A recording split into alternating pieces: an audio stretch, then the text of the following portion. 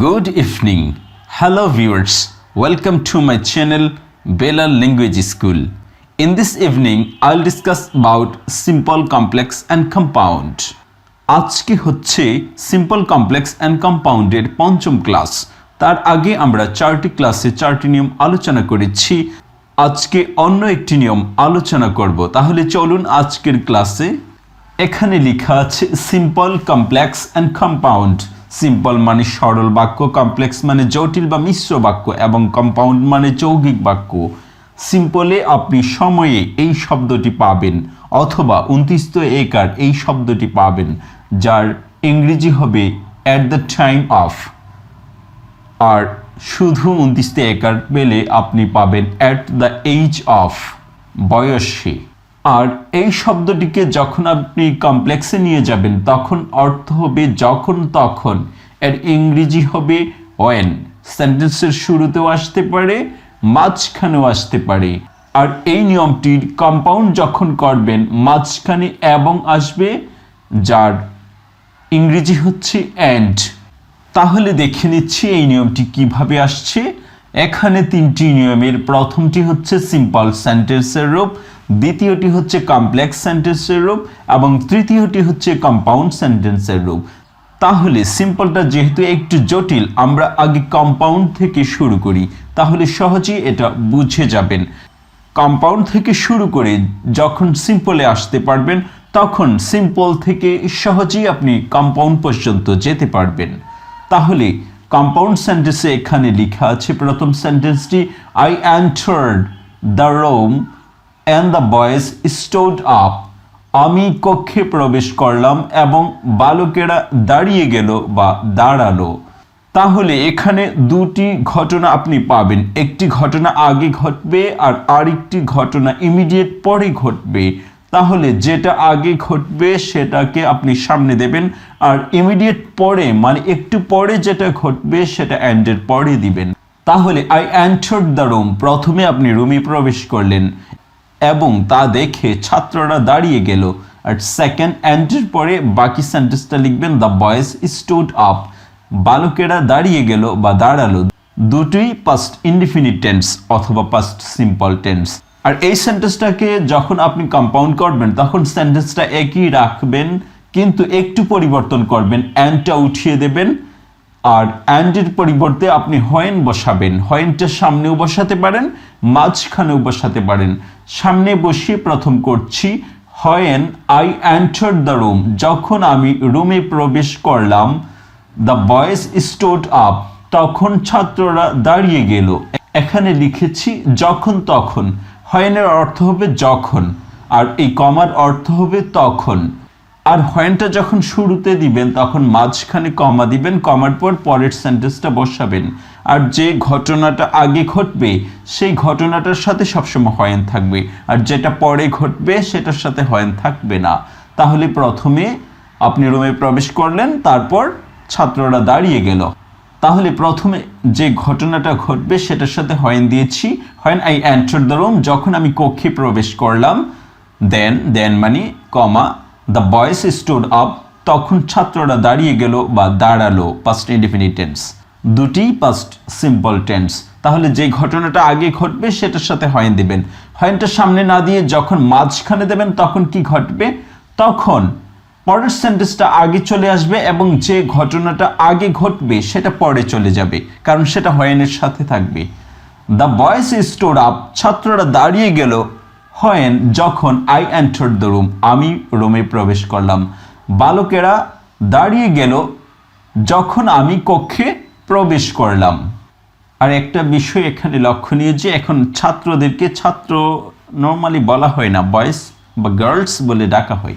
আর এখানে পরবর্তী sentence, the boys stood up, ছাত্ররা দাঁড়িয়ে গেল when I entered the room, যখন আমি রুমে প্রবেশ করলাম। এইটাও ভার্বের পাস্ট, কারণ এটা পাস্ট সিম্পল দিয়ে করা হয়েছে। তাহলে এই ঘটনা দুটো একই। হোয়েনটা যখন আপনি মাঝখানে বসাবেন তখন আগে যে ঘটনাটা ঘটবে সেটা পরে বসিয়ে দেবেন, আর হোয়েনটা যখন আগে বসাবেন তখন যে ঘটনাটা আগে ঘটবে সেটা আগে বসিয়ে দেবেন। অর্থাৎ হোয়েনের সাথে সাথে আগের ঘটনাটি থাকবে আর পরে যেটা ঘটবে সেটা হোয়েনের সাথে থাকবে না। আর অর্থ এভাবে হেরফের করে উঠাবেন, কারণ হয় যেখানে যায় সে অনুযায়ী অর্থ উঠবে সেন্টেন্সটির। আর এই সেন্টেন্সটাকে যখন আপনি সিম্পলে নিয়ে আসবেন, সিম্পলে আগেই বলেছি সিম্পলে একটি সেন্টেন্স আর সেন্টেন্স থাকবে না, আরেকটি সেন্টেন্স থাকবে। যে সেন্টেন্স থাকবে না সেটাকে আপনি ফ্রেজ বানিয়ে ফেলবেন, অর্থাৎ এখানে সাবজেক্টও থাকবে না, ভার্বও থাকবে না। তাহলে কিভাবে সাবজেক্ট ভার্বকে উঠিয়ে দেব? দেখুন এখানে at the time of my entering, তাহলে এন্টারটা হচ্ছে ভার্ব, এই ভার্বটাকে আমি আর ভার্ব রাখবো না, একটি অ্যাডজেক্টিভ বানিয়ে ফেলবো। আপনারা জানেন ভার্বের শেষে যখন আইএনজি দেওয়া হয় তখন এটা ভার্ব থাকে না, এটা অ্যাডজেক্টিভ হয়ে যায়। তাহলে এন্টার এটাও অ্যাডজেক্টিভ, কিন্তু এটা পাস্ট পার্টিসিপল আর এটা হচ্ছে প্রেজেন্ট পার্টিসিপল, এটা আরেকটির সাথে মিশে অর্থ আসছে। তাহলে when I entered the room, তাহলে এন্টারটা হয়ে যাবে এন্টারিং, আর আইটা উঠে যাবে, ওয়েনটা উঠে যাবে, আইটা উঠে মাই হয়ে যাবে, কারণ পরে অন্য একটি সাবজেক্ট আছে, বয়েজ নেই। এখানে যদি আই থাকতো তাহলে এই আইটা এমনিতেই উঠে যেত, এই আইয়ের পরিবর্তে কিছু লিখতে হতো না, কিন্তু পরে তো অন্য সাবজেক্ট দ্য বয়েজ আর আই তো একই জিনিস না, এই জন্য আইটা থাকবে অন্য নামে, সরাসরি উঠে যাবে না। আর এখানে যদি আই থাকতো তাহলে এইটা এমনিতেই উঠে যেত। তাহলে এখানে আইটা হয়ে গিয়েছে মাই, এন্টারটা হয়ে গিয়েছে এন্টারিং, রোমটা ঠিকই আছে, এখানে দা লিখিনি। আর অ্যাট দ্য টাইম এইটা এক্সট্রা এসেছে সময়ে বুঝাতে, এখানে একটা প্রিপোজিশন প্লাস একটা নেমিং ওয়ার্ড, এই দুইটা মিলে সময়ে শব্দটা বুঝিয়েছে। At the time of my entering, আমার প্রবেশের সময়ে, আর আমি যখন প্রবেশ করলাম, দুটো টাইমকেই রেফার করি, তাহলে এইটা দিয়েও সময় বুঝাচ্ছে আর অ্যাট দ্য টাইম দিয়েও সময় বুঝাচ্ছে। তাই অ্যাট দ্য টাইম সময়ে, অফ মাই আমার, এন্টারিং দ্য রুম রুমে প্রবেশের, আমার রুমে প্রবেশের সময়ে দ্য বয়েজ স্টুড আপ, ছাত্ররা বা বালকেরা দাঁড়িয়ে গেল। পরের সেন্টেন্সটা ঠিক থাকবে কিন্তু সামনের সেন্টেন্সটা এভাবেই ফ্রেজ হয়ে যাবে, আমার রুমে প্রবেশের সময়ে, সাবজেক্টও নেই এখানে, ভার্বও নেই।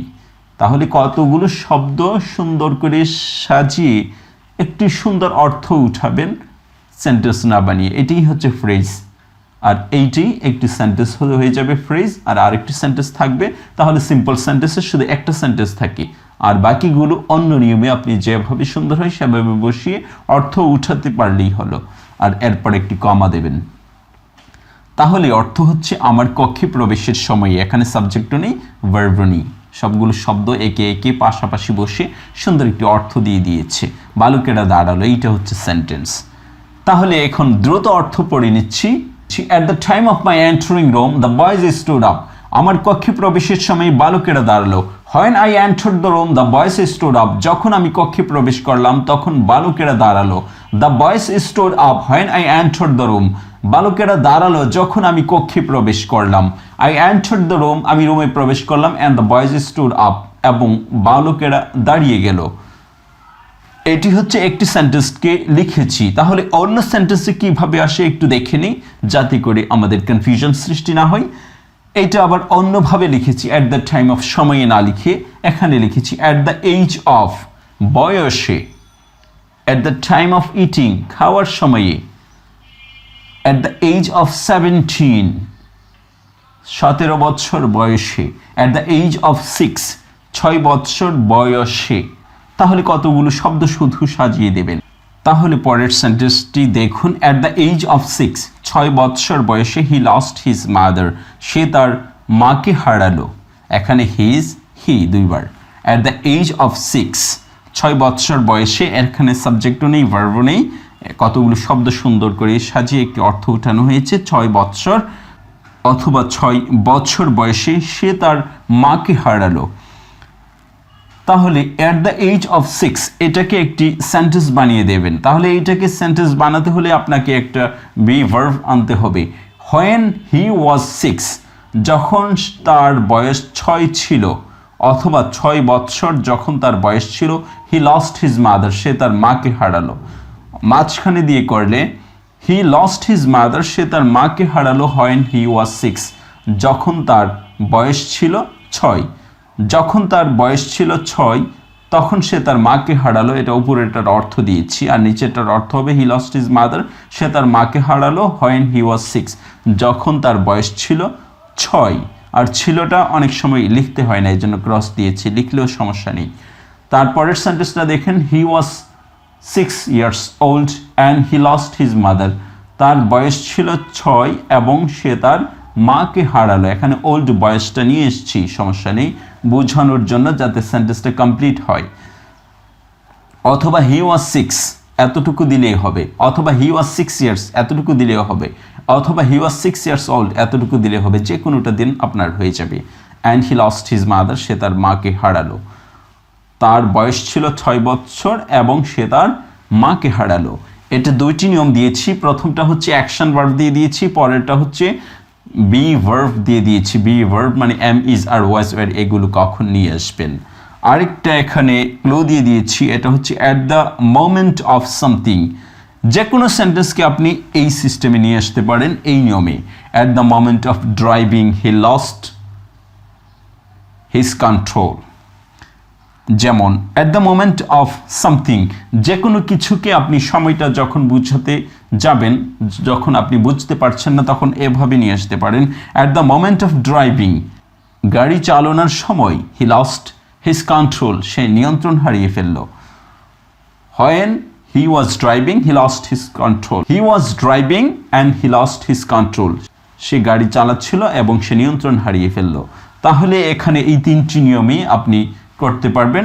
এছাড়াও আপনি অর্থ মিলাতে পারলে যে কোনো নিয়মে আপনার পছন্দ অনুযায়ী করতে পারবেন। এভাবেই আমরা সিম্পল, কমপ্লেক্স এবং কম্পাউন্ডের আরও একটি নিয়ম শিখে ফেললাম।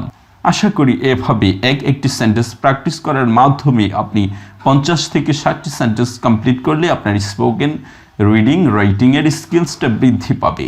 Thank you so much for watching this video. If you find this video helpful for you, please subscribe this channel and hit on bell icon for getting more notification about my channel. Stay well, have a nice day, bye bye.